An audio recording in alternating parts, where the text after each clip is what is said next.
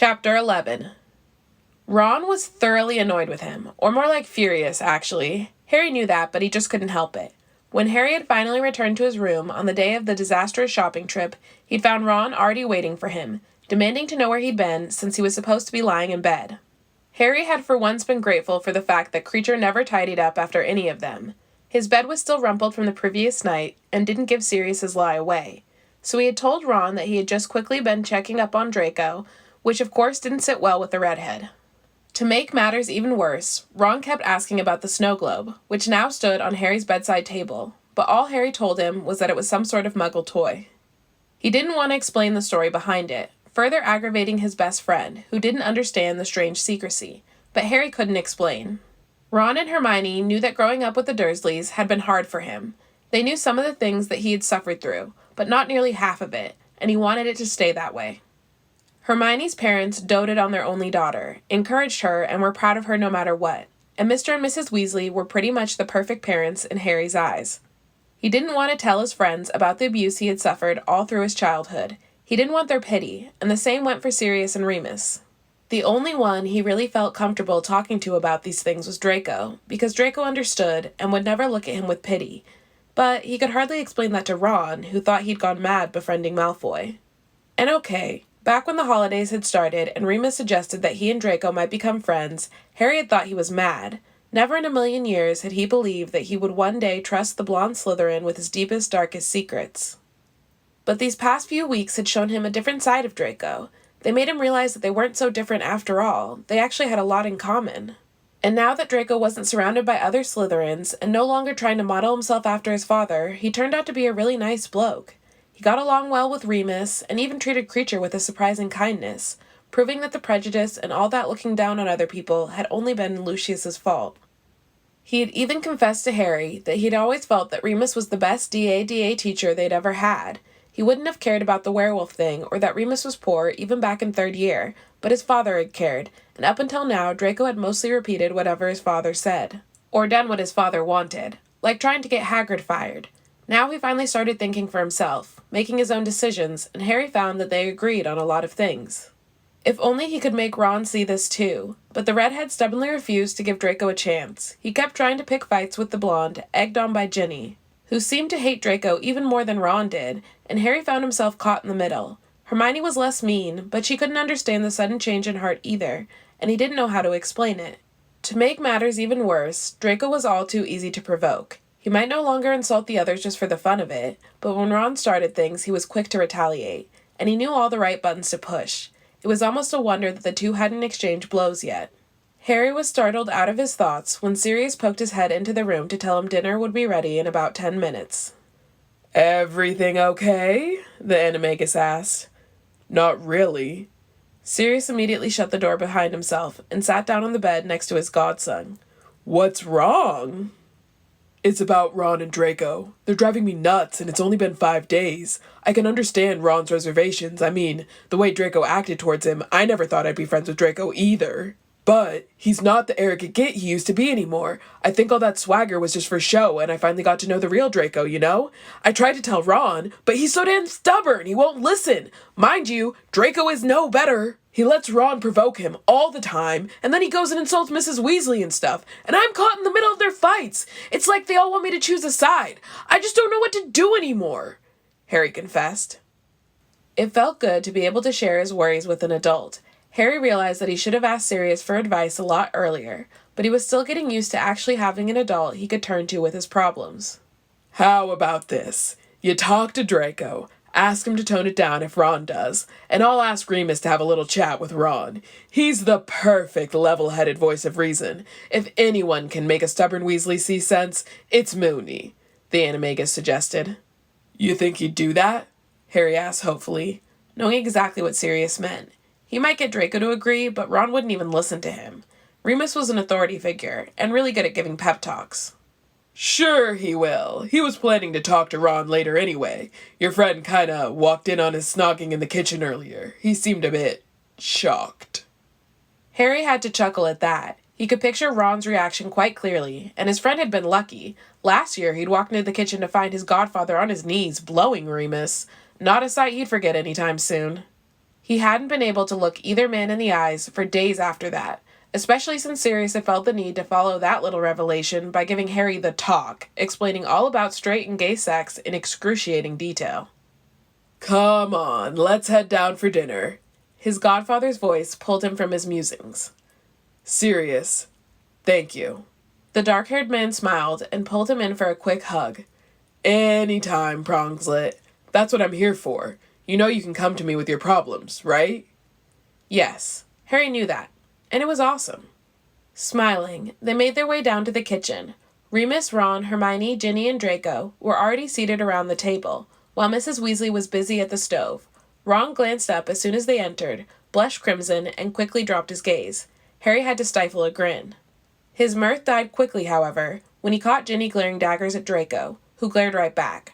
Hermione looked uncomfortable, and Remus tried in vain to engage all 4 teenagers in a conversation. Harry took his seat with a sigh, knowing he was in for yet another awkward dinner. Things had been strained ever since the Weasleys' arrival. He only hoped that Remus would get through to Ron, because he would surely go mad if things went on like this for much longer.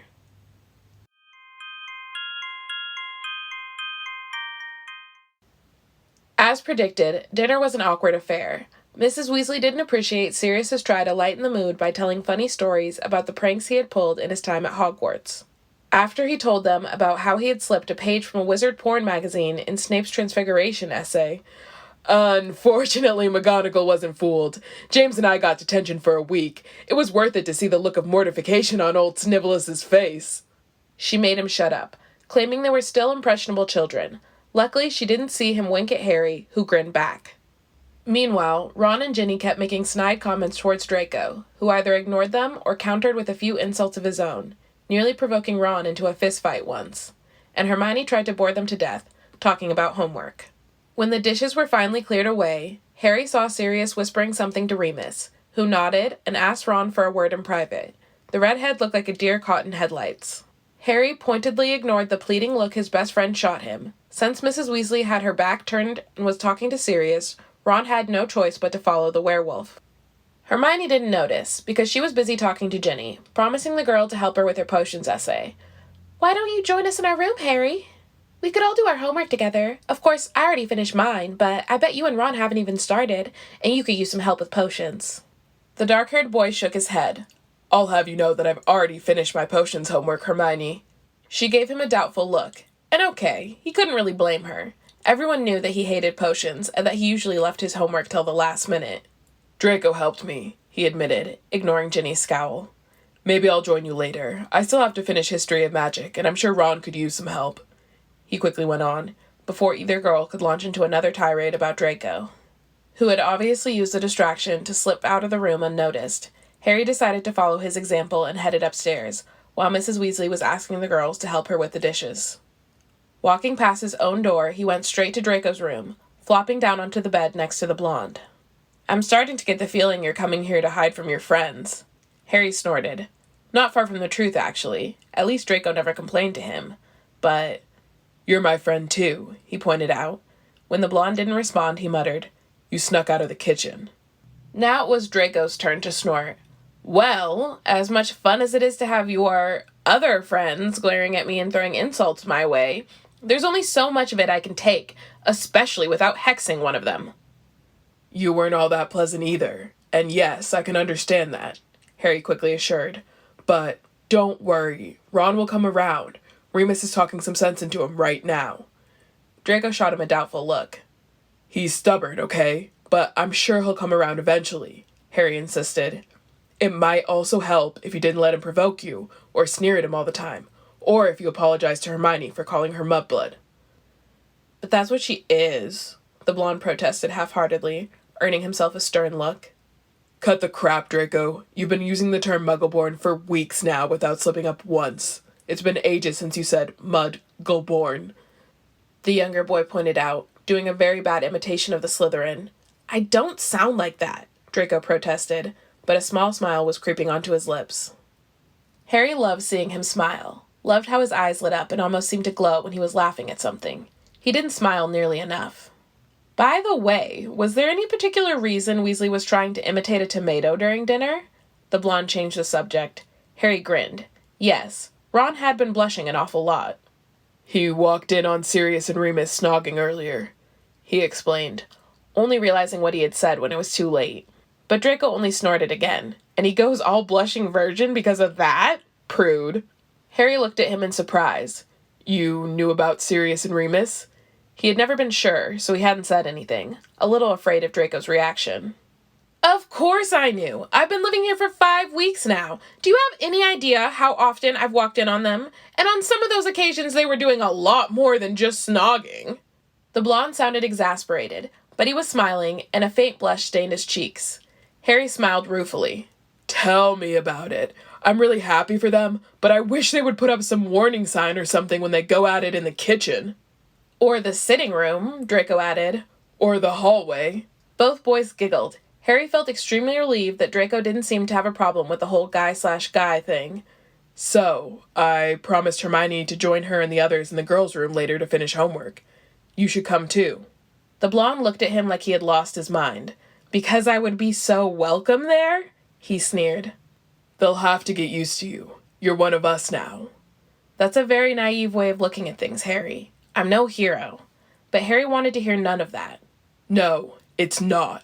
You chose not to become a Death Eater. You chose our side, knowing full well how your father would react. You don't have to be a hero to do what's right, and you are one of us now.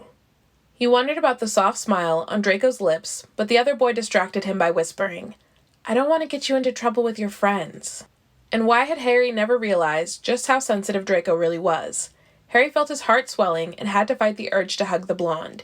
He had to fight that urge a lot lately, especially since he knew how good the other boy felt in his arms. You're my friend too. How often do I have to tell you? And they'll get over it, he insisted. You really think so? Weasley is already pissed at you, and his sister looks at me like she wants to hex my balls off. Yes, he had noticed the dark looks Ginny gave Draco, but he had no idea why she hated the blonde so much. It wasn't like they had had much dealings in the past, and he was pretty sure Draco had never hurt her. Maybe she blamed him for the incident with Riddle's diary in her first year, but that had been Draco's father, not Draco. Harry shrugged, turning back to the older boy. She can't hex you outside of school, so you don't need to worry about your balls right now. And Ron and I had fights in the past. We went a few weeks without speaking in 4th year because he wouldn't believe that I hadn't put my name in the bloody goblet. But we got over it, and we'll get over this. Ron was his best friend. Nothing would ever change that. Just think about it, okay?